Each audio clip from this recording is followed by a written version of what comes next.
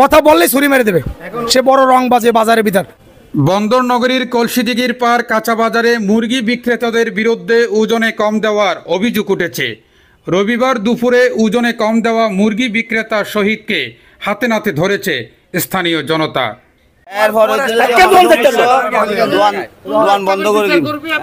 বাজার নিয়ে শাহাদাত হোসেন তামিমের ধারাবাহিক প্রতিবেদনের চতুর্থ পর্বের প্রথম পর্বে বিস্তারিত।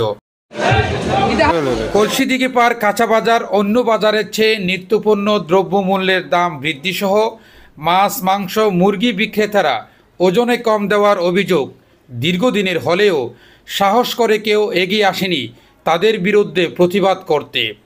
ভুক্তভোগীরা জানান কেউ প্রতিবাদ করলে তাকে জানে মেরে ফেলার হুমকি প্রদান করেন তারা। আমি আসছি ভাই, মুরগি আমার মাপে কম দিচ্ছেন কেন? আমার ছেলে সহ আসছি, সে আমাকে ছুরি নিয়ে উঠছে, আমার ছুরি মেরে দেবে, মেরে দেবো, হ্যান করবো ত্যান করবো। সে বড় রং বাজে বাজারের ভিতর, কথা বললেই ছুরি মেরে দেবে। ভুক্তভোগী মুর্শেদ ওই দোকান থেকে 1 কেজি 700 গ্রাম ওজনের একটি মুরগি ক্রয় করেন।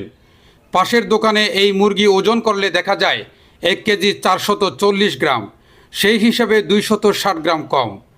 অন্য আরেকজন ক্রেতা এই দোকান থেকে 2 কেজি 150 গ্রামের ওজনের মুরগি কিনেন।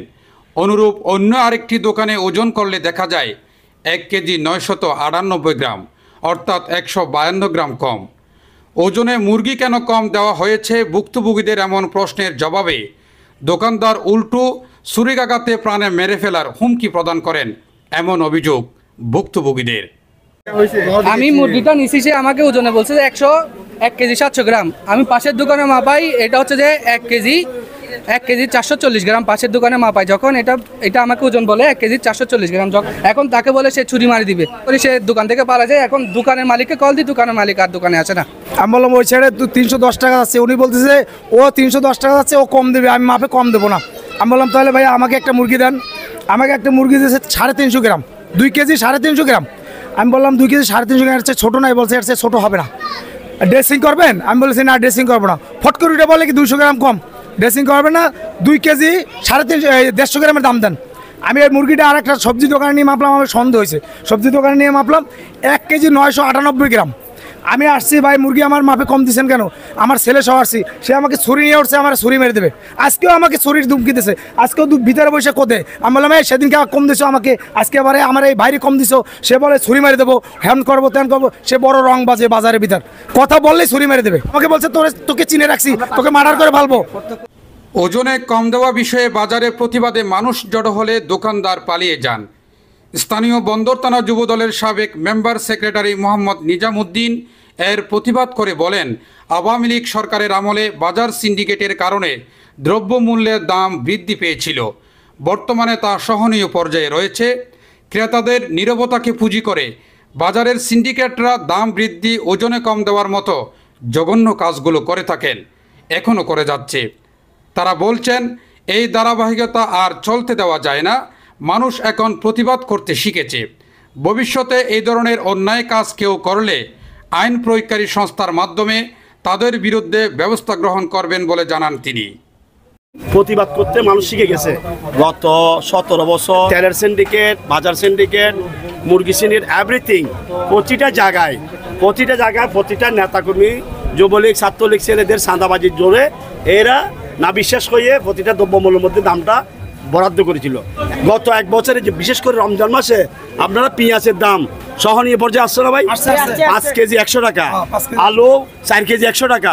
কত আগে কিন্তু ছিল না, কিন্তু মানুষ তো স্বস্তিতে ভাত খেতে পারছে। একটা মুরগি কিনতে গেলে 500 টাকা চলে যায়। এই 500 টাকা যদি আপনার 250 গ্রাম যদি কম থাকে, তাহলে কোথায় জবাব দিবে? এই জবাবের ভাষা কোথায়? তাই আপনারা এখন প্রতিবাদ করতে শিখেছেন, সবাই প্রতিবাদমুখী হন। মানুষ রক্ত শোষা মানুষ চলে গেছে। 2 জন ভিকটিম, এদের থেকে কেউ 300 গ্রাম, কেউ 250 গ্রাম শর্ট পাইছে। এভাবে যদি দৈনিক 1000 মুরগি যদি বিক্রি হয়, তাহলে 250 গ্রাম কত আসতে পারছেন? 350 কেজি। তাহলে অঙ্ক বুঝেন, তাহলে পুকুর চুরি। দেখো একজনের যদি দৃষ্টান্তমূলক বিচার হয়, দেখবেন সবাই ভালো হয়ে যাবে। এরা তো করে চুরি, আবার চিনা চুরি, আবার কাস্টমারকে একা পাইয়া কাস্টমারকে ওরা হেনস্থ করে, অপমান অপদস্থ করে। এটা তো ঠিক না। সেই জন্য আমরা কাস্টমাররা একজন বিদায় নীরব সহ্য, এই নীরব সহ্যটা এদের পুঁজি। এই সহ্য হওয়া থেকে আজকে এই অপরাধ জগৎটা সৃষ্টি হয়েছে। কেউ চাইতাম না, কেউ চাইতাম না। শুধু একজন শহীদ না, এই শহীদের সাথে যদি আর কারো বাজারে তরকারি, মাংস, মাছ এনি হাও আধা কেজি না 100 লাখ কম হলে আপনারা যোগাযোগ করবেন। যদি সচেতন হয়, এদের মতো মুর্শেদ আর রুবেলের মতো যদি সচেতন হন, দেখবেন যে চুরি ডাকাতি কমে যাবে।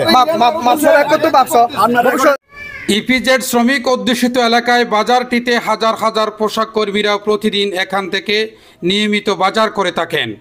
সরজমিনে দেখা যায় একটি দোকানেও বাজারের মূল্য তালিকা টাঙানো নাই।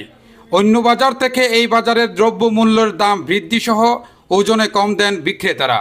সরকারের সংশ্লিষ্ট কর্তৃপক্ষ বাজার মনিটরিং করে অভিযান পরিচালনা করার অনুরোধ করেন এখানকার পোশাক কর্মীরা। আমরা এখানে যারা গার্মেন্টসে কাজ করি তারা মূলত এখানে বাজার করি বেশিরভাগ মানুষ। বেশিরভাগ সময় জিনিসপত্র ক্রয় করে থাকি।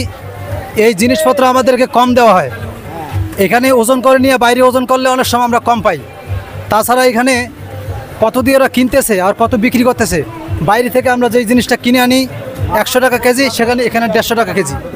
ফ্রিবোর্ড থেকে এইখানে মনে করেন যে 100 টাকা বা 50 টাকা তারতম্য অনেক সময় হয়ে যায়।